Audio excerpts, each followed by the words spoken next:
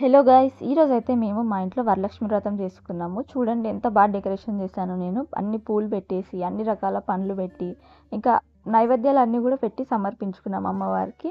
మీ వరలక్ష్మి వ్రతం ఎలా చేసుకున్నారో కామెంట్ చేయండి అందరూ ఒకసారి. ఫస్ట్ శుక్రవారం ఏమో శ్రావణ శుక్రవారం జరుపుకుంటారు. సెకండ్ శుక్రవారం ఏమో వరలక్ష్మి వ్రతం జరుపుకుంటారు. ఇది ఈ మంత్ మొత్తం చేయొచ్చు.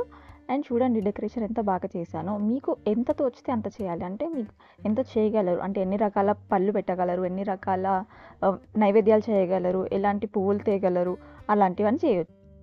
అమ్మవారి బొమ్మ పెడితేనే మనకు అనుగ్రహం ఉంటుందా, లేకపోతే లేదా అంటే కాదు.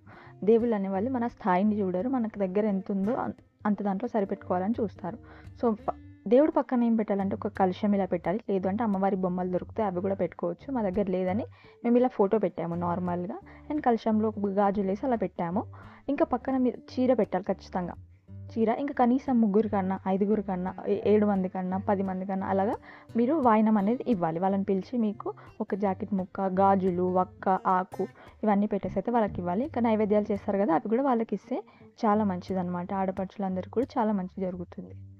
ఇది ఇవాల్టి వీడియో. నచ్చినట్టయితే లైక్ చేయండి, షేర్ చేయండి, సబ్స్క్రైబ్ చేయండి. మరిన్ని వీడియోస్ ఎలాంటి వీడియోస్ కావాలో కామెంట్ చేయండి. ఈ పండగ అయితే కుల మత భేదాలు ఏమి ఉండవు. మా ఇంటి పక్కన వాళ్ళు కానీ, మా ఎదురింటి వాళ్ళు కానీ అందరినీ పిలిచి పండగ ఘనంగా చేస్తాము. అమ్మవారి అనుగ్రహం అందరితోని ఎప్పుడు ఉంటుంది. సో ఇది వీడియో. అందరు ఖచ్చితంగా లైక్ చేయండి, సబ్స్క్రైబ్ చేయండి. ఎలాంటి వీడియోస్ కావాలో కూడా కామెంట్ చేయండి, మర్చిపోకండి. మీరు అలా కామెంట్ చేస్తే మాకు ఎంకరేజ్మెంట్గా ఉంటుంది ఇంకా వేరే వేరే వీడియోస్